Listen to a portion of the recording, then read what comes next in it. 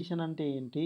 అది ఎలా యూజ్ చేస్తాం? అలాగే నెస్టెడ్ ఇఫ్‌ని ఎలా యూజ్ చేయాలో సింపుల్‌గా స్టెప్ బై స్టెప్ చూద్దాం. ఇఫ్ కండిషన్ అంటే ఒక కండిషన్ బేస్ చేసుకొని అది ట్రూ అయితే ఒక ఆన్సర్‌ని, ఫాల్స్ అయితే వేరే ఆన్సర్‌ని రిటర్న్ చేయడం. ఫర్ ఎగ్జాంపుల్‌గా ఇక్కడ నాకు స్టూడెంట్ డేటా ఉంది. ఇక్కడ స్టూడెంట్ నేమ్ మార్క్స్ ఉన్నాయి. నాకు క్వెషన్ ఏమి ఇచ్చారంటే above greater than equal to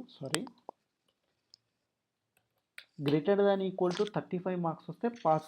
okay, below 35 వస్తే ఫెయిల్. ఓకే, నేను ఇక్కడ ఇఫ్ కండిషన్ యూజ్ చేసి ఇక్కడ ఇఫ్ కండిషన్ ఆల్రెడీ పెట్టాను, దీన్ని రిమూవ్ చేస్తున్నాను. ఓకే, ఇక్కడ ఇఫ్ కండిషన్ యూజ్ చేసి greater than equal to 35 marks వస్తే పాస్ అని రావాలి, బిలో 35 వస్తే ఫెయిల్ అని రావాలి. Okay, is equal to if. Okay, bracket open. మనకు ఫస్ట్ ఆర్గ్యుమెంట్ ఏమి ఇచ్చారు ఇక్కడ? Logical test. Okay, logical test అంటే ఏ వాల్యూ బేస్ చేసుకొని మనము ఆన్సర్ తీసుకురావాలనుకున్నాం? మార్క్స్. ఓకే, మార్క్స్ సెలెక్ట్ చేసుకొని ఇక్కడ క్వశ్చన్ ఏంటి? Greater than equal to 35.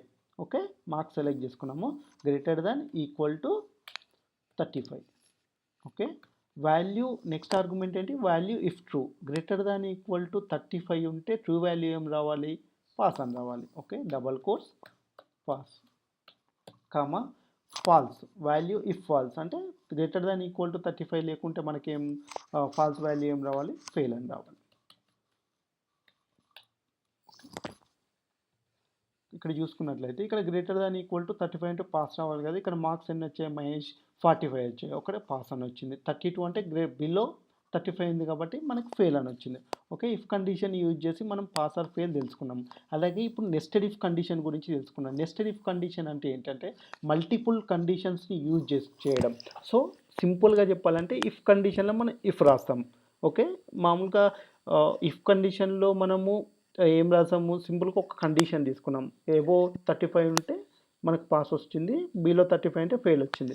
Nested if కండిషన్లో మల్టిపుల్ కండిషన్స్. ఇక్కడ క్వశ్చన్ చూడండి, గ్రేటర్ దాన్ ఈక్వల్ టు 90 ఉంటే A grade, greater than equal to 75 ఉంటే B grade, greater than equal to 60 ఉంటే సి గ్రేడ్, అలాగే బిలో 60 మార్క్స్ వస్తే ఈ గ్రేడ్ అని రావాలి. ఇక్కడ మల్టిపుల్ కండిషన్స్ యూజ్ చేస్తున్నాం మనం. ఇప్పుడు ఈ మల్టిపుల్ కండిషన్స్ ఎలా యూజ్ చేయాలో నేర్చుకుందాం సింపుల్గా. ఇఫ్. ఓకే, ఇఫ్ ఇక్కడ లాజికల్ టెస్ట్ ఏంటి? మార్క్స్. ఓకే, ఇక్కడ క్వశ్చన్ ఏమి ఇచ్చాడు? గ్రేటర్ దాన్ ఈక్వల్ టు 90 వస్తే మనకి ఏ గ్రేడ్ రావాలి. Okay, greater than equal to 90, comma మనకు greater than equal to value if true అంటే గ్రేటర్ దాన్ 90 ఉంటే మనకి ఏం రావాలి? అక్కడ A grade. Okay, A grade. Okay, bracket close, comma next condition ఏంటి? గ్రేటర్ దాన్ ఈక్వల్ టు 75 అంటే బి గ్రేడ్ వాళ్ళు, మళ్ళీ ఇఫ్ రాస్తాం. If bracket open, logical test ఏంటి? మార్క్స్. ఓకే, ఇక్కడ క్వశ్చన్ ఏంటి? Greater than equal to 75, greater than equal to 75, comma మనకి greater than equal to 75 అంటే ఏం రావాలి? బి గ్రేడ్ రావాలి.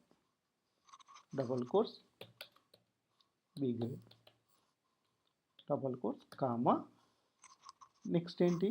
ఇఫ్ లాజికల్ టెస్ట్ ఇక్కడ మనం greater than equal to 60.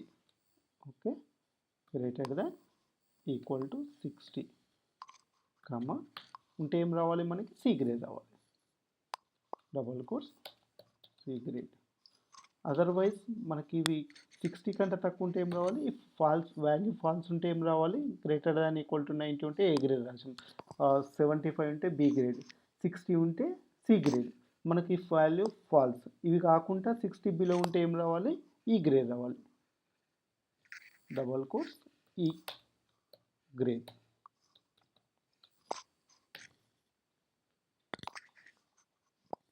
Okay, enter. Okay, ఈ కండిషన్ ప్రకారము ఎవో గ్రేటర్ దాన్ 95 ఉంది కాబట్టి మనకి ఏ గ్రేడ్ వచ్చింది, 78 ఉంది కాబట్టి బి గ్రేడ్ వచ్చింది, 62 అంటే గ్రేటర్ దాన్ ఈక్వల్ టు 60 ఉంది కాబట్టి సి గ్రేడ్ వచ్చింది. ఇక్కడ 40, 51 ఉంది. ఓ 60 కంటే తక్కువ ఉంది కాబట్టి మనకి ఈ గ్రేడ్, ఇక్కడ 60 కంటే తక్కువ ఉంది కాబట్టి ఈ గ్రేడ్ వచ్చింది. సో మనం ఈరోజు if condition, nested if condition గురించి తెలుసుకున్నాము. ఫ్రెండ్స్, మీకు ఈ వీడియో నచ్చినట్లయితే లైక్ అండ్ సబ్స్క్రైబ్ చేయండి. నెక్స్ట్ వీడియోలో మనం ఇఫ్ని అండ్ ఆర్తో ఎలా యూస్ చేయాలో నేర్చుకుందాం.